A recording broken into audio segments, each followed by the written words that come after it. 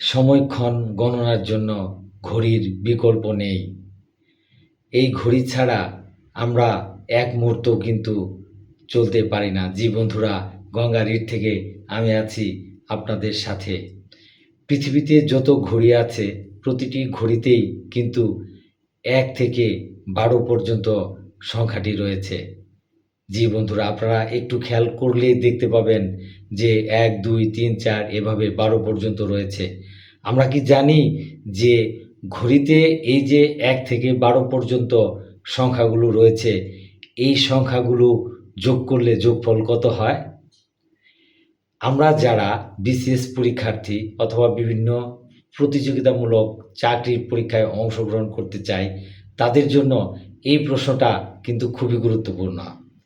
ঘড়িতে যে ১ থেকে ১২ পর্যন্ত সংখ্যাগুলো রয়েছে, এই সংখ্যার যোগফল হচ্ছে ৭৮। কি বিশ্বাস হচ্ছে না? আপনি যোগ করে মিলিয়ে নিতে পারেন। ধন্যবাদ।